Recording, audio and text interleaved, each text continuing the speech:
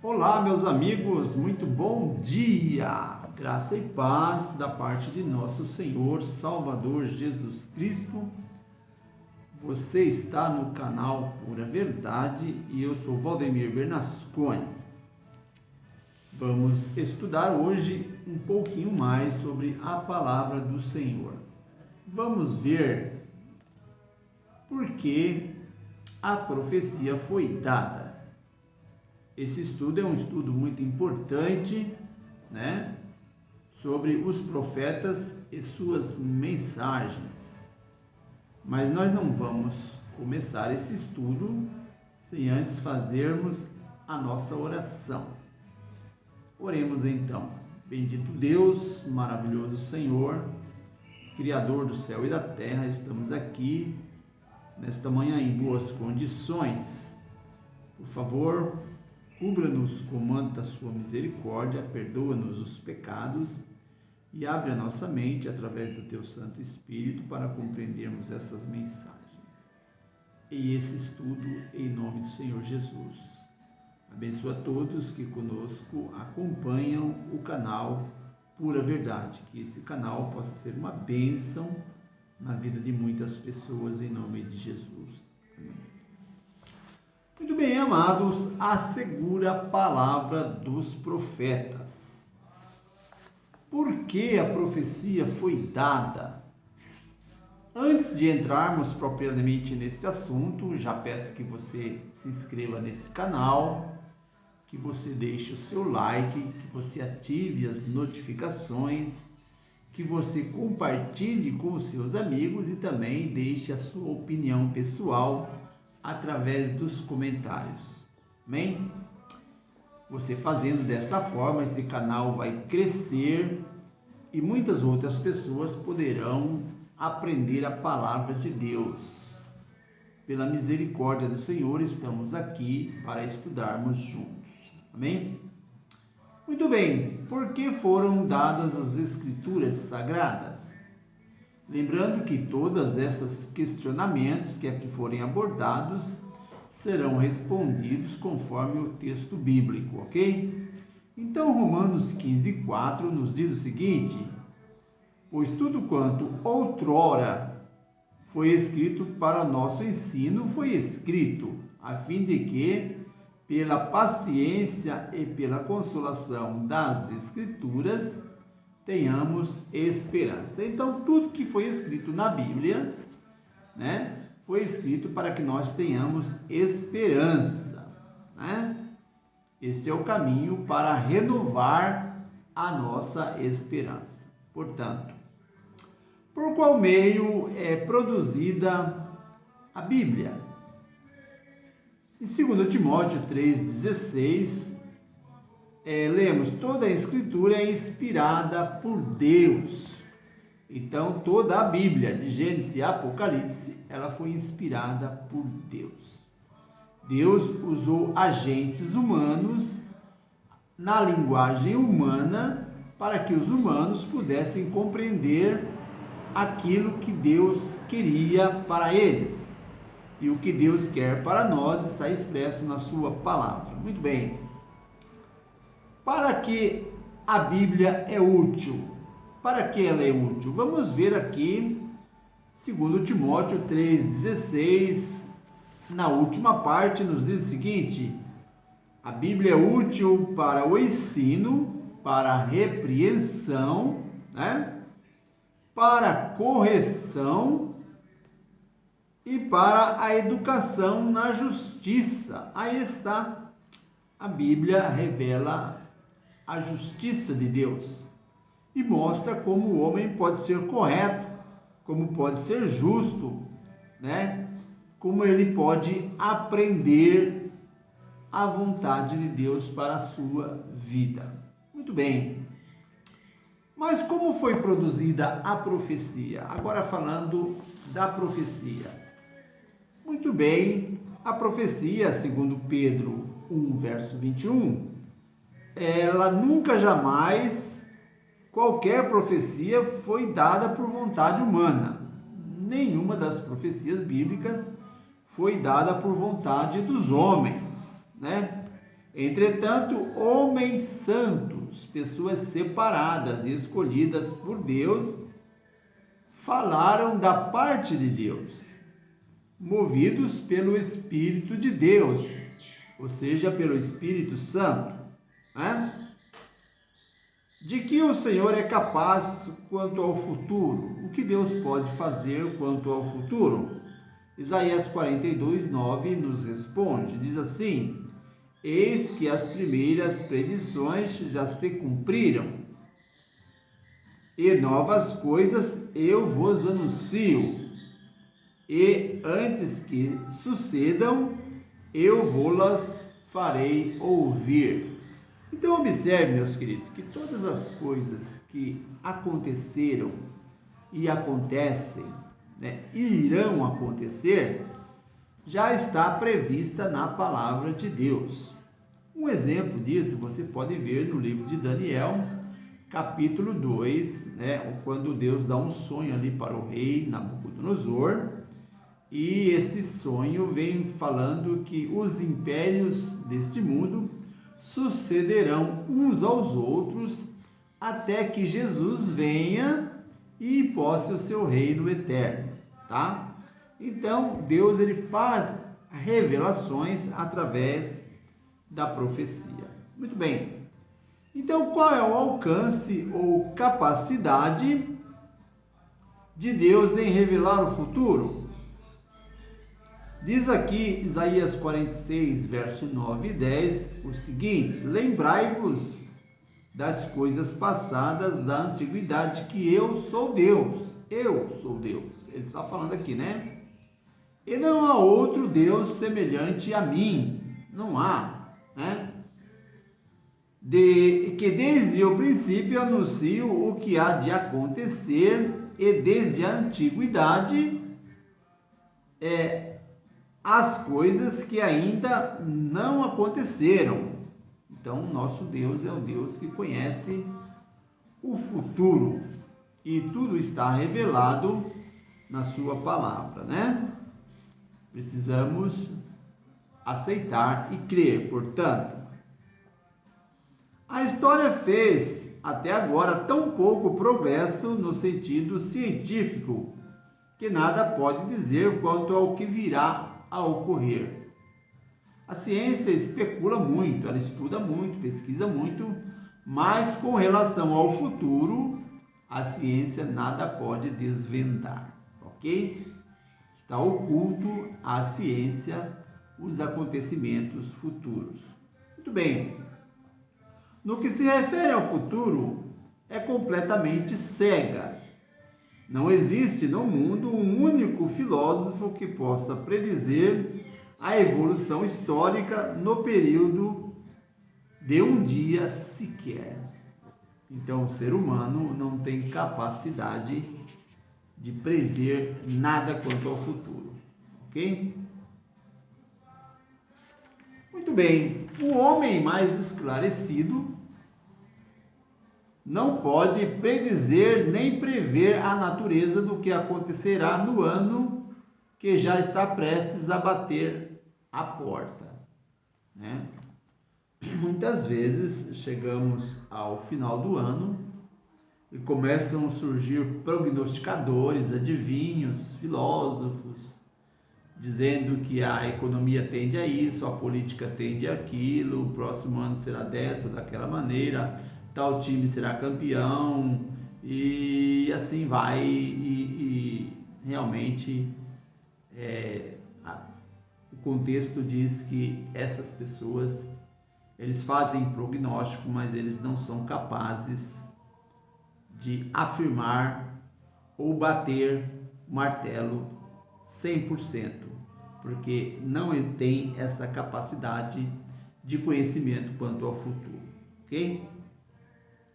Sabedor de todas essas coisas, como é Deus, o futuro lhe pertence. O futuro pertence a Deus, não aos homens. Mas que qualquer outra coisa, as profecias da Bíblia dão testemunho de uma inspiração divina. Muito bem, Amós capítulo 3, versículo 7 nos diz o seguinte: Certamente o Senhor, Deus, não fará coisa alguma, né, sem primeiro revelar os seus segredos aos seus servos, os profetas. Então Deus, ele levantou profetas no decorrer da história da humanidade para revelar os mistérios e os segredos, né, que pertenciam somente a ele. E a Bíblia diz que ele não fará nada com relação ao nosso mundo sem antes revelar este segredo aos profetas. Ok? Muito bem. A quem pertencem as coisas reveladas? Vamos ver aqui, Deuteronômio 29, verso 29, nos diz: as coisas encobertas pertencem a Deus, nosso Deus. Porém, as coisas reveladas pertencem a nós e aos nossos filhos para sempre. Deuteronômio 29, 29. Um exemplo disso, queridos, é que no decorrer da história, muitos prognosticadores, muitos até mesmo cristãos sinceros, tentaram desvendar ou descobrir o dia da volta de Jesus, mas sempre deram em nada, né? Marcaram datas e, na verdade, essas datas chegaram e nada aconteceu. Por quê? Porque é coisa que pertence a Deus, não pertence a nós. Ficarmos marcando data ou revelando ou pretendendo entrar nos mistérios de Deus. Não. As coisas reveladas, sim, são para nós e para nossos filhos, mas as coisas ocultas pertencem somente a Deus, ou a quem ele quiser revelar. Aí, no caso, seriam os profetas que Deus levantou, ok? Muito bem. Então, o que é revelado pertence aos homens. O que foi que Deus revelou para que a humanidade soubesse? O plano da salvação. Foi uma ideia de Deus, ok? E de seu Filho Jesus salvar a humanidade, e ele permitiu que a humanidade conhecesse o plano para que através desse processo então tivesse acesso à salvação. Isto ele nos revelou, com certeza, ok? Mas mistérios quanto ao futuro, ok? Não nos está revelado o que pode acontecer. Muito bem, vamos continuar aqui. Qual foi o testemunho do apóstolo Pedro sobre a experiência no Monte da Transfiguração? 1 Pedro 1,16 diz: porque não vos demos a conhecer o poder e a vinda de nosso Senhor Jesus Cristo, segundo fábulas engenhosamente inventadas, mas nós mesmos fomos testemunhas oculares de sua majestade. Então Pedro, Tiago e João, eles foram levados por Cristo até o monte ali da transfiguração e eles puderam ver a glória do Filho de Deus, ok? Quando o Pai disse: este é meu Filho amado, em quem me comprazo. As mesmas palavras que Deus disse quando Jesus foi batizado nas águas do Rio Jordão, ok? Então Deus deu a esses 3 apóstolos o privilégio de verem a glória de Cristo, ok? E ocultou a grande maioria. Muito bem, quando ele viu a majestade de Cristo e ouviu a voz vinda do céu.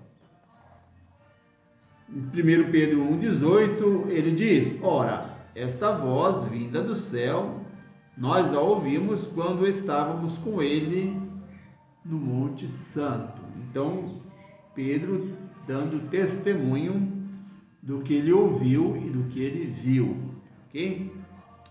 De que maneira ele acentua a confiança que se pode depositar na profecia bíblica?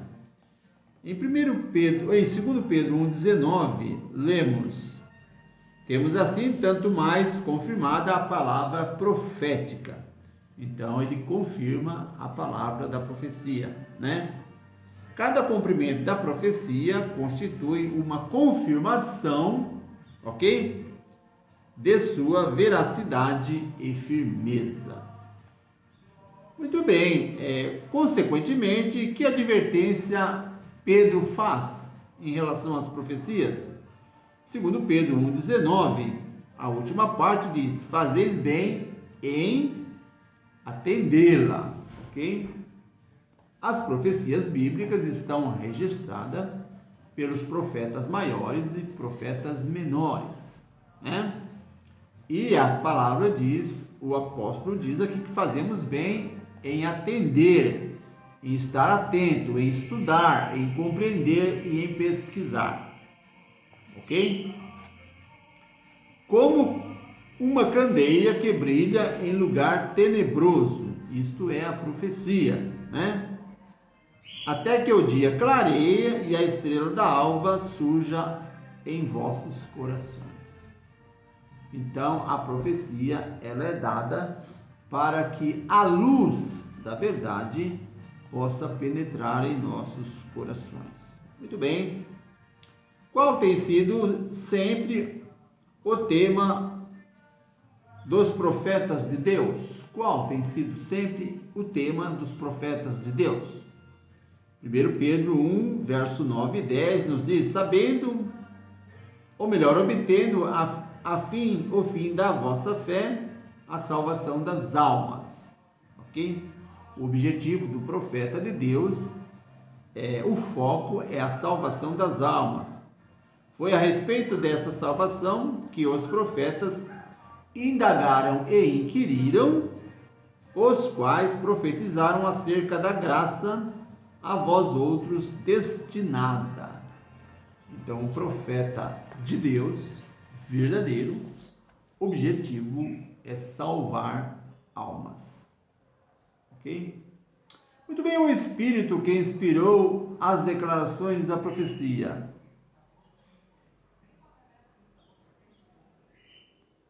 Muito bem, investigando atentamente qual a ocasião ou quais as circunstâncias oportunas indicadas pelo Espírito de Cristo que neles estava, ao dar de antemão testemunha sobre os sofrimentos referentes a Cristo e sobre a glória que os seguiam.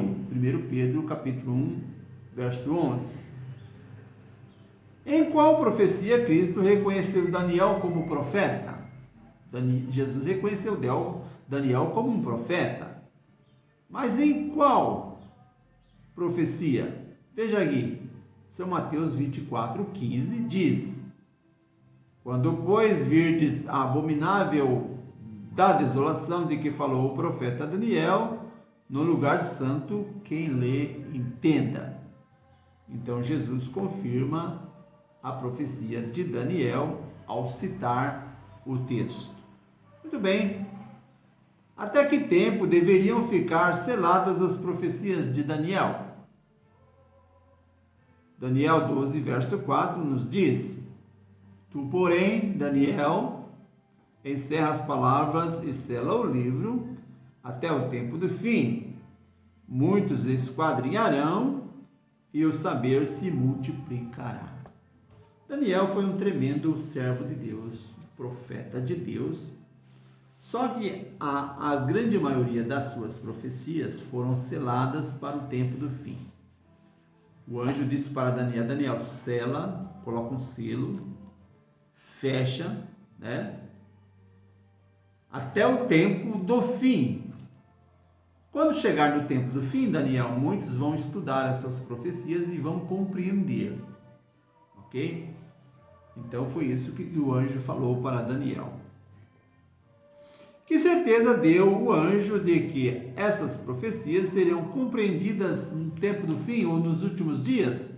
Que, inclusive, quero citar, são os nossos dias, ok? Muito bem, Daniel 12, 9 e 10 diz: vai, Daniel, porque essas palavras estão encerradas e seladas até o tempo do fim. Muitos serão purificados,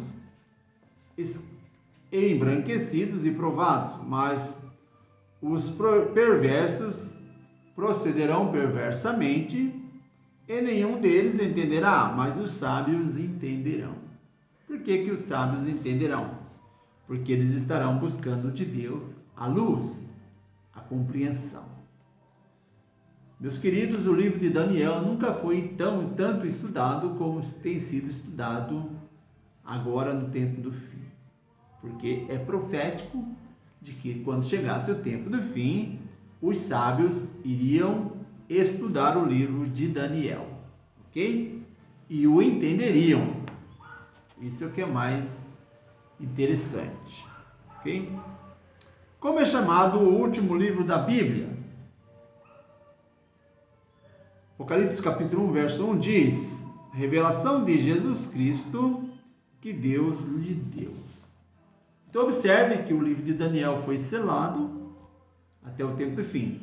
E no tempo do fim, vemos o livro do Apocalipse, que é a revelação de Jesus Cristo que Deus, o Pai, lhe deu. Apocalipse capítulo 1, verso 1.